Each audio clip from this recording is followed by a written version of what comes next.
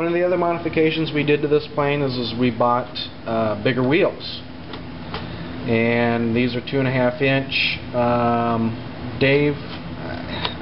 Dave Brown light wheels. I'd have to get on and look, I can't remember what they are, but they fit the stock shaft. A lot of people were complaining when they bought their bigger wheels is they had to grind the hubs away so they could get the nut to fit back on. These you don't. They fit stock perfect, except that the diameter of the inside of the hub is bigger than the shaft of the landing gear. A really easy way to fix that is you take some shrink tube, slip it over the shaft, shrink it down, add as many shrink tubes as you need to fill in that space, and as you can see, spins nicely, doesn't wobble. And then I replaced the plastic nuts with the 440s metal block nuts, and again those fit perfectly on the threads, and I've never had these fall off. They fit nicely. A couple turns, it spins, it'll never fall off. Perfect for landing gear. Plus it makes the plane look a little bit more stock. The wheels that come with it, they're awfully small. These little bit bigger wheels tend to help out in takeoffs in a little bit heavier grass or a little bit rockier surface. Then the last modification I did with this plane is we just added a 1-inch tail wheel. And again, you can find this at the hobby store. And this time I had to use the factory nut. There's nothing that fits that thread. So after putting the new wheel on, I just used a little bit of CA glue and just a very tiny dab inside there and screwed it on, and I've never had to take it off since. So that's just some basic modifications I've done to this plane.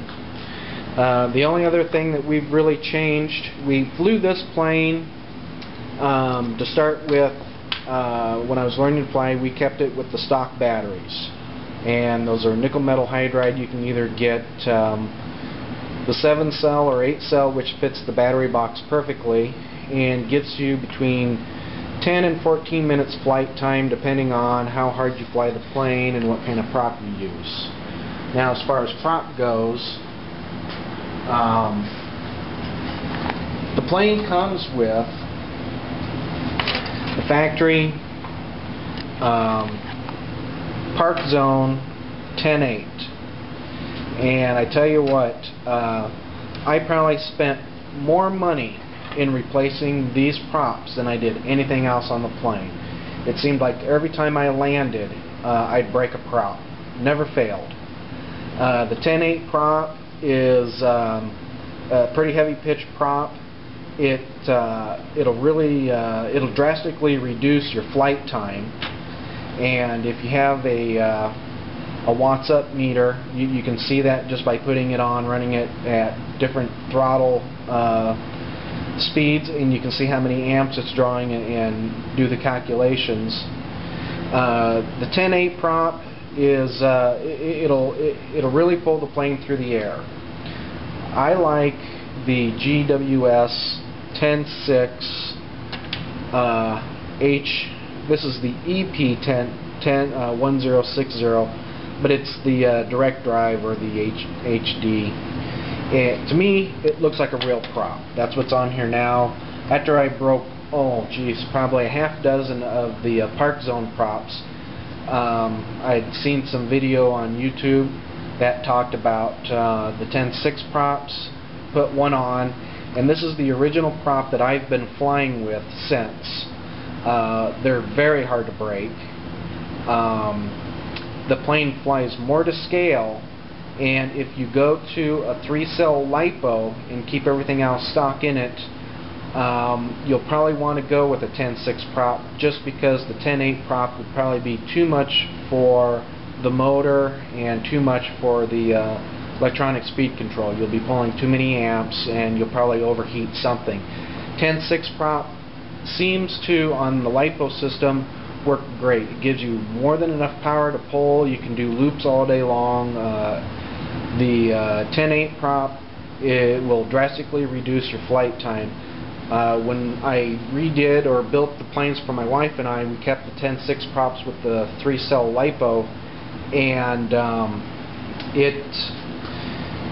I get between 20 and 25 minutes flight time with a 1500 milliamp battery. Like I said, a 1000 milliamp battery in the nickel metal hydride. I was getting about 10 to 12 minutes with the 10.8.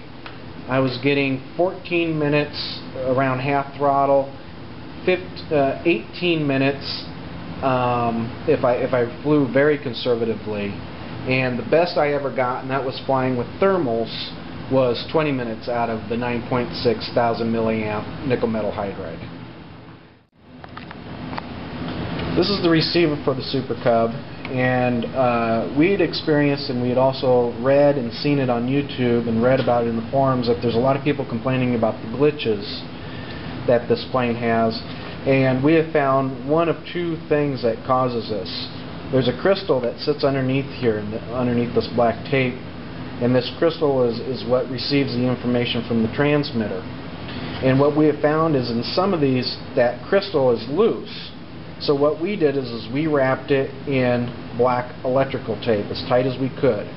This kept the weight down and also made sure that that crystal didn't vibrate around in there.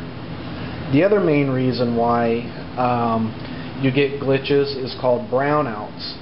And a lot of people, they extend the antenna on their transmitters and they point the transmitter antenna right at the plane.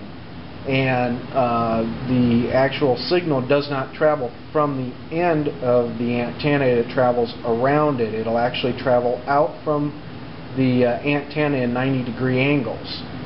And so what we have found is after we taped this crystal and we kept the antenna pointed fairly level, fairly even horizontal with the ground, not up towards the plane, and we kept the antenna at 90-degree angles to the plane, that we never got brownouts or any glitches again.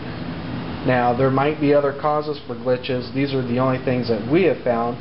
We had also seen on YouTube people having problems with their servo glitching. And again, this was a completely stock Cub, including the batteries, and we never experienced any glitches with the servos or servo jitter, and but putting the tape around the crystal and making sure that you point your antenna at 90 degrees to the plane while you're flying seemed to fix our problem. This is my wife's plane. This is a modified Hobby Zone Super Cub. It's Cub Yellow, Econocoat Cub Yellow. We did all the modifications that I described earlier. We also added servos, ailerons to the plane. We did the modifications to the battery box, and we also did modifications to the back saddle area where the wing rests against the back of the fuselage, the little cradle area back up in here, and we'll show pictures of that and video of how I did that. This plane, both my wife and I've been training my wife on it now for several months, and it's a beautiful flying plane. It's completely different compared to the stock Super Cub.